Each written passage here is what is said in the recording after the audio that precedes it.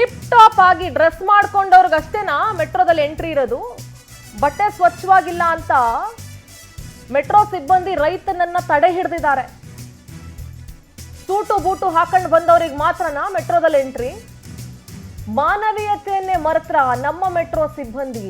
ಎಲ್ಲಿದೆ ರೀ ಮಾನವೀಯತೆ ಅಂದ್ರೆ ಏನು ಅಂತ ಕೇಳ್ತಾರೆ. ಬಡ ರೈತನ ಮೇಲೆ BMRCL ಸಿಬ್ಬಂದಿಯ ದರ್ಪ. ಆ ದೃಶ್ಯ ಸೆರೆ ಆಗಿದೆ. ಸಹ ಪ್ರಯಾಣಿಕನ ಮೊಬೈಲ್ ನಲ್ಲಿ ಆ ದೃಶ್ಯ ಸೆರೆ ಆಗಿದೆ. ಏನಾರ ಇದ್ರೆ ತೆಗೆದು ಹೊರಗೆ ಕಳಿಸಿ, ನಾನೇನು ಹೇಳಲ್ಲ. ವಾರ್ನಿಂಗ್ ಮಾಡಿದ್ದಾರೆ ಸರ್. ಆಗಲ್ಲ ಸರ್. ಪಾಪ ಅವರು ಗಲೀಜಿರ್ಲಿ ರೈತರವ್ರು. ಪಾಪ ಅವ್ರಿಗೆ ಏನು ಗೊತ್ತಾಗತ್ತೆ ಹೇಳಿ ನೀವು? ಗಲೀಜ್ ಆಗ್ತದೆ ನೀವು ಹೇಳಿ, ವಿಚಾರ ಮಾಡಿ. ಹಳ್ಳಿಯವರು ಅವರು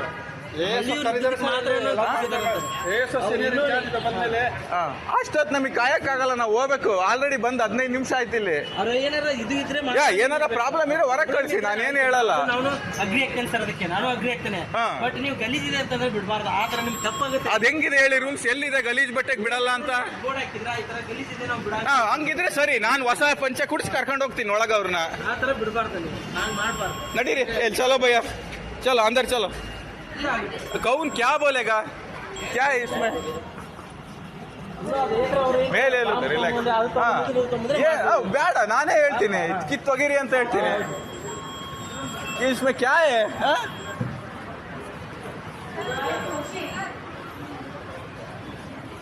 आइए, आओ आओ. नहीं आएगा? मैं क्यों आया? नहीं आएगा मैं.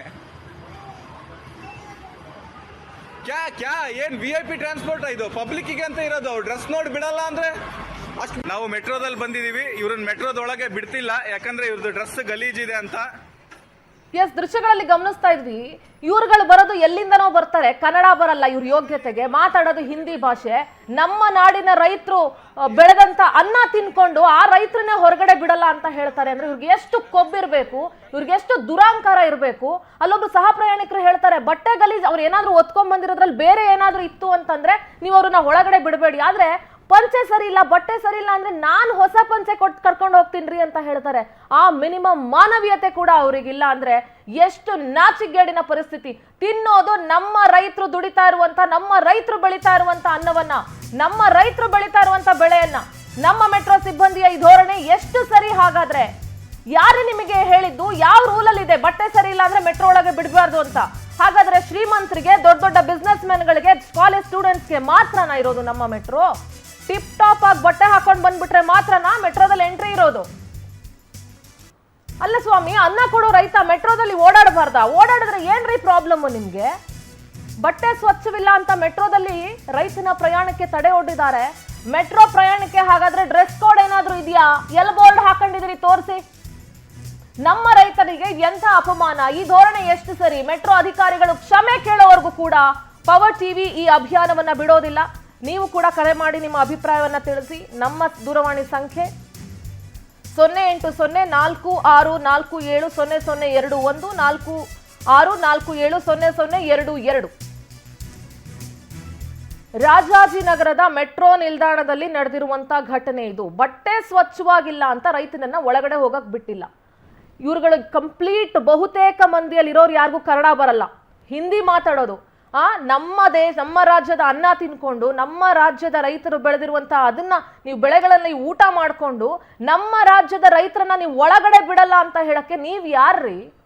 ನಮ್ಮ ಪ್ರತಿನಿಧಿ ವರ್ಷಿತಾ ನೇರ ಸಂಪರ್ಕದಲ್ಲಿ ಜಾಯ್ನ್ ಆಗ್ತಾ ಇದ್ದಾರೆ. ವರ್ಷಿತಾ, ಏನು ಮೆಟ್ರೋಗೆ ಏನು ಡ್ರೆಸ್ ಕೋಡ್ ಮಾಡಿದಾರಾ ಅಥವಾ ಅಲ್ಲಿನ ಸಿಬ್ಬಂದಿಗೆ ಯಾರು ಲಂಗು ಲಗಾಮ್ ಇಲ್ವಾ ಅಥವಾ BMRCL ಎಲ್ಲಾದ್ರೂ ಬೋರ್ಡ್ ಹಾಕಿದ್ಯಾ? ಮೆಟ್ರೋದಲ್ಲಿ ಓಡಾಡ್ಬೇಕಂದ್ರೆ ಟಿಪ್ ಟಾಪ್ ಆಗಿ ಸೂಟು ಬೂಟು ಹಾಕೊಂಡೇ ಓಡಾಡ್ಬೇಕು, ಇಲ್ಲ ನಾವು ಬಿಡಲ್ಲ ಅಂತ ಎಲ್ಲಾರು ಬೋರ್ಡ್ ಹಾಕಿದಾರಾ? ಏನ್ ಕಥೆ?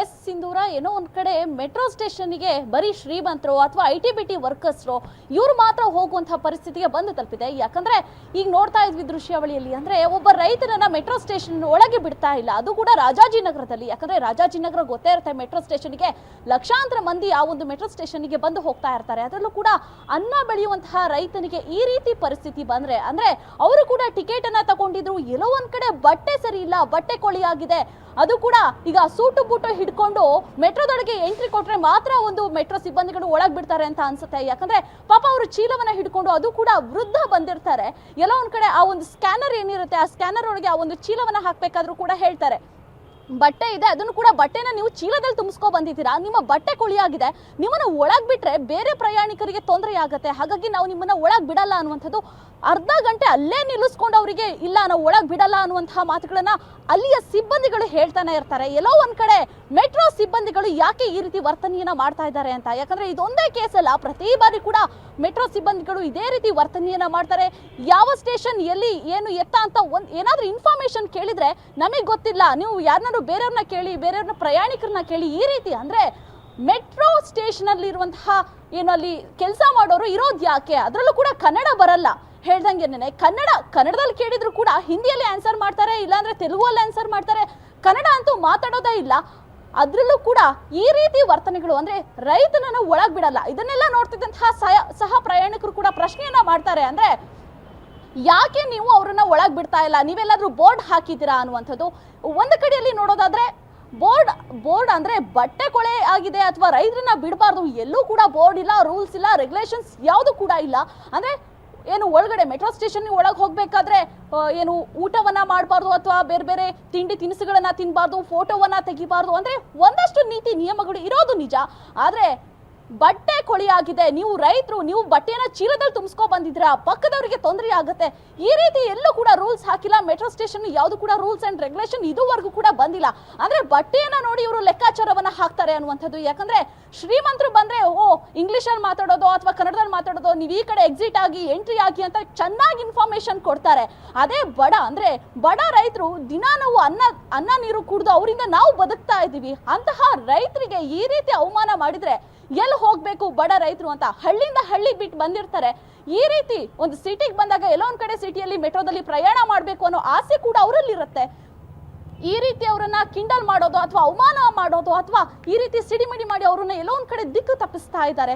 ಇನ್ನೊಂದು ಕಡೆಯಲ್ಲಿ ಅಸಹ ಪ್ರಯಾಣಿಕರು ಕೂಡ ಅವ್ರನ್ನ ಬಿಡ್ಲೇ ಇಲ್ಲ, ಕ್ವಶನ್ ಮೇಲೆ ಕ್ವಶನ್ ಮಾಡಿ ಯಾಕೆ ನೀವು ಬಿಡ್ತಾ ಇಲ್ಲ, ಬಟ್ಟೆ ಸರಿ ಇಲ್ಲ ಅಂತ ಅಂದ್ರೆ ನೀವು ಏನಕ್ಕೆ ಬಿಡಲ್ಲ ಅನ್ನುವಂತಹ ಮಾತುಗಳನ್ನ ಕೇಳಿ ಅವ್ರನ್ನ ಮತ್ತೆ ಮೆಟ್ರೋದೊಳಗೆ ಕರ್ಕೊಂಡು ಹೋಗ್ತಾರೆ. ಅದು ಕೂಡ ನೀವೇನಾದ್ರೂ ಬಟ್ಟೆ ಕೊಳಿಯಾಗಿದೆ ಅನ್ನೋ ಒಂದೇ ಒಂದು ಕಾರಣಕ್ಕೆ ನೀವು ಬಿಡ್ತಾ ಇಲ್ಲ ಅಂತ ಆದ್ರೆ ಈಗಲೇ ನಾವು ಹೊಸ ಬಟ್ಟೆಯನ್ನ ಖರೀದಿ ಮಾಡಿ ಅವರಿಗೆ ಹಾಕ್ಸಿ ನಾವು ಮೆಟ್ರೋದೊಳಗೆ ಕರ್ಕೊಂಡು ಹೋಗ್ತೀವಿ. ಪಾಪ ವಯಸ್ಸಾದವ್ರಿಗೆ ಯಾಕೆ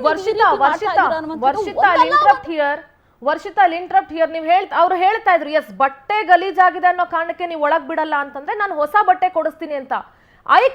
ನನ್ನ ಕ್ವೆಶ್ಚನ್ ಏನಂದ್ರೆ what is my question is, ಬಟ್ಟೆ ಸರಿ ಇಲ್ಲ ಅಂದ್ರೆ ಯಾಕ್ರಿ ಹೊಸ ಬಟ್ಟೆ ಕೊಡ್ಬೇಕು? ಏನಾದ್ರು ರೂಲ್ ಮಾಡಿದಾರಾ? ಹೊಸ ಬಟ್ಟೆ ಗರಿ ಬಟ್ಟೆ ಇಸ್ತ್ರಿ ಹಾಕ್ಬಿಟ್ಟು ಅದಕ್ಕೆ ಒಂದಷ್ಟು ಗಂಜಿ ಸುರಿದ್ಬಿಟ್ಟು ಬಟ್ಟೆನ ಐರನ್ ಮಾಡ್ಕೊಂಡು ಬರ್ಬೇಕು ಅಂತ ಮೆಟ್ರೋ ಏನಾದ್ರು ರೂಲ್ಸ್ ಮಾಡಿದ್ಯಾ? ಇಲ್ವಲ್ಲ. ಹೊಸ ಬಟ್ಟೆ ಯಾಕೆ ಹಾಕ್ಬೇಕು? It is their duty. Entry ಕೊಡೋದು ಅವರ duty. First of all Kannada ಬರಲ್ಲ ಅವ್ರಿಗೆ. ನಮ್ಮ ಮೆಟ್ರೋದಲ್ಲಿ ಕನ್ನಡ ಬರೋರ್ಗೆನೆ ಕೆಲಸ ಇಲ್ಲ, ಕನ್ನಡಿಗರಿಗೇನೆ ಕೆಲಸ ಇಲ್ಲ ರೀ. ಎಲ್ಲ ಬೇರೆ ಬೇರೆ ರಾಜ್ಯಗಳಿಂದ ಬಂದು ಸೇರ್ಕೊಂಡಿದ್ದಾರೆ. ಅವ್ರಿಗೆ ನಮ್ಮ ರೈತರ ಬೆಲೆ ಗೊತ್ತಿಲ್ಲ, ನಮ್ಮ ಕನ್ನಡ ಭಾಷೆಯ ಬೆಲೆ ಗೊತ್ತಿಲ್ಲ. ನಾವು ಅವ್ರ ಭಾಷೆಯಲ್ಲಿ ಮಾತನಾಡಬೇಕು. ಹೊಸ ಬಟ್ಟೆ ಏನಕ್ಕೆ ಹಾಕ್ಬೇಕು? ಅದೇ ಬಟ್ಟೆಲಿ ಎಂಟ್ರಿ ಕೊಡ್ಬೇಕಲ್ವಾ ಅವರು?